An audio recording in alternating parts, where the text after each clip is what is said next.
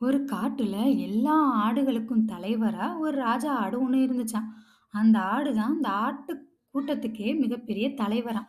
அப்ப அந்த ஆட்டுக்குட்டிகள் என்ன செய்யுது, அந்த இன்னொரு காட்டுல இருந்து மாறு காட்டுக்கு வந்து ஒரு சின்ன பாலம் இருக்கு. அந்த பாலம் வழியா தாவிருது. அப்ப திரும்பி அதனால வர முடியல. அந்த பக்கம் பார்த்தா சிங்கங்கள் நடமாடுற இடம் தான் அந்த காடு.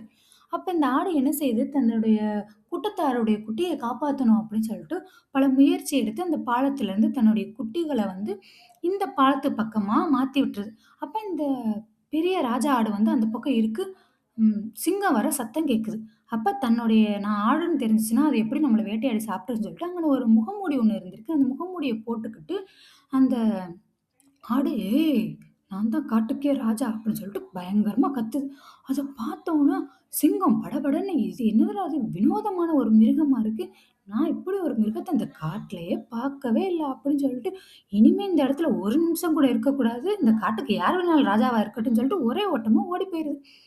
அத ஓடி போனோனே அத பார்த்துட்டு அங்க இருந்த நரி ஒண்ணு கேட்குது. "இந்த காட்டுக்கு நீ தான் ராஜா.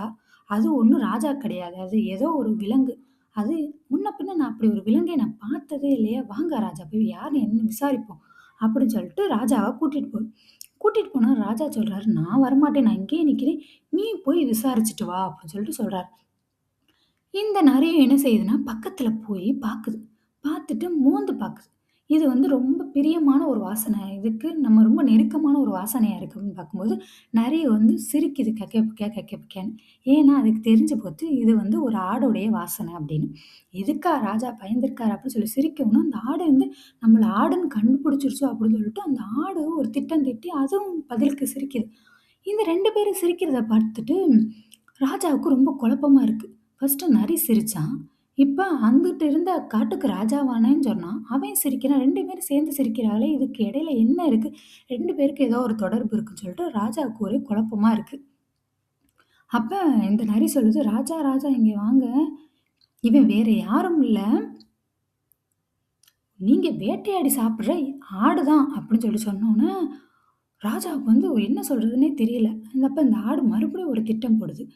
"ஏய்! நான் சொன்ன மாரியே நீ காட்டுக்கு ராஜாவே அழைச்சிட்டு வந்துட்ட பாத்தியா? நீ தான் சிறந்த நரி. நீ தான் இந்த காட்டுக்கே அடுத்த மந்திரி." அப்படின்னு சொன்னோனே, இந்த ராஜாவுக்கு பயங்கர கோவம் வந்துருச்சு.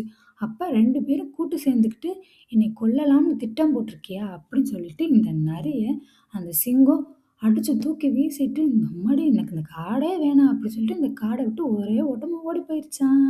இந்த கதையிலேருந்து என்ன தெரியுதுன்னா, நம்ம எல்லாரும் சில பேர் நரி மாரி இருப்பாங்க. ஆடா இருந்தாலும் சில சமயத்துல நம்ம நரி மாரி சிந்திச்சு செயலாற்றணும்.